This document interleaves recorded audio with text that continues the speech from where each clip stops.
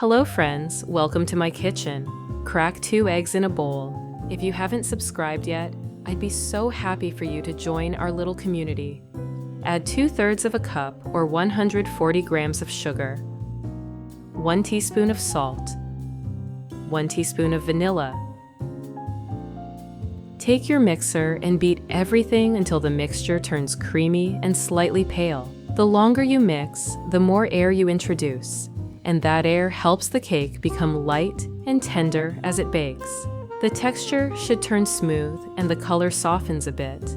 That's when it's ready. If you have any questions about the recipe or need any tips, feel free to drop them in the comments. I'm always happy to help.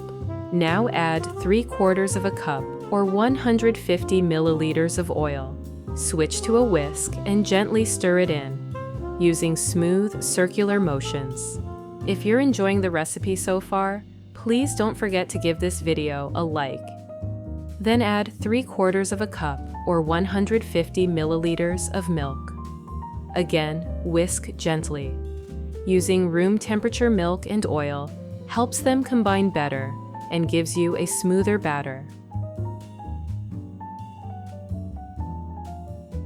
In a bowl, mix 1 2/3 cups or 280 grams of flour, 1 teaspoon of baking powder.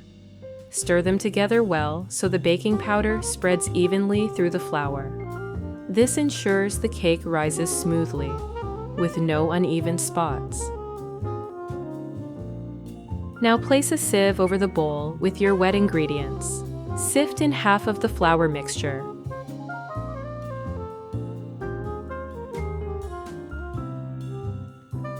As you sift, the flour becomes lighter and finer. It blends better and gives the batter a softer, lump-free texture.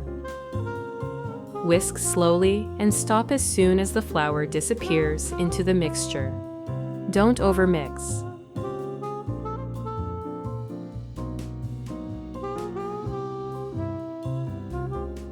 Add the second half of the flour the same way, sifting gently. This keeps the batter light and prevents any lumps, helping everything come together into a smooth, even mixture. Mix again with the whisk. You don't need to mix too long here. Once the flour disappears into the batter, it's ready.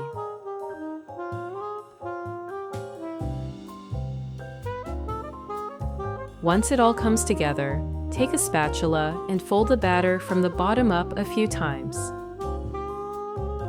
Folding gently helps the texture stay airy, so the cake turns out soft and fluffy, not heavy.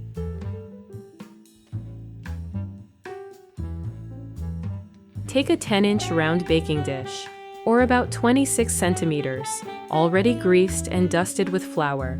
Pour the batter into the dish and let it settle.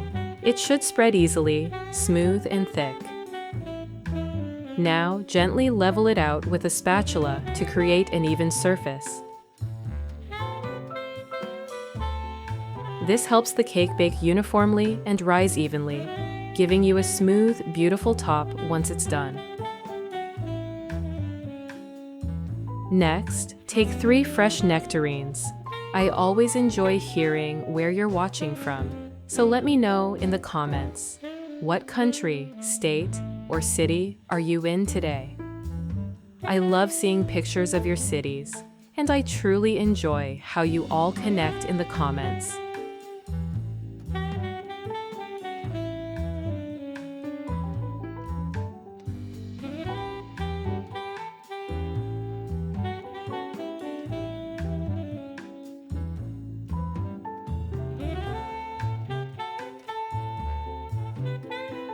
Slice them into thin wedges.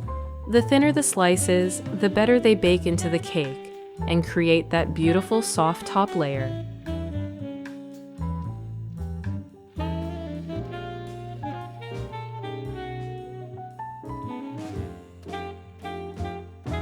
Try to keep the slices even so they cook at the same rate and look neat when arranged.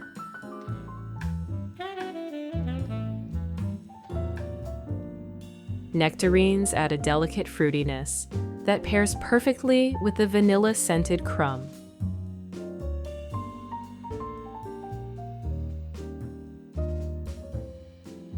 Arrange the slices on top of the batter like a fan, creating a beautiful pattern.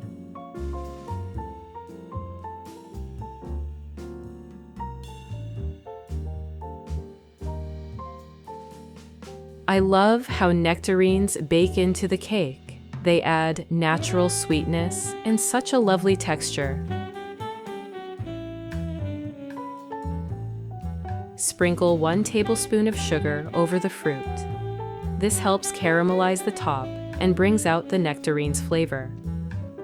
Bake at 360 degrees Fahrenheit or 180 degrees Celsius for 30 to 35 minutes. When it's done, take the cake out of the oven and let it sit just a few minutes. The smell of baked nectarines and vanilla fills the kitchen, so inviting.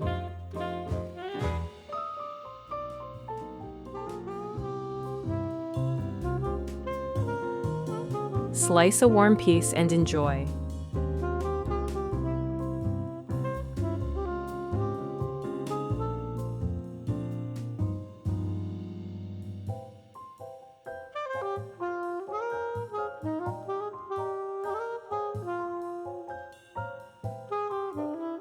The crumb is tender, the top beautifully golden, and the fruit adds both flavor and charm. Thank you so much for cooking with me today. I hope it brings a sense of warmth and comfort to your home as well.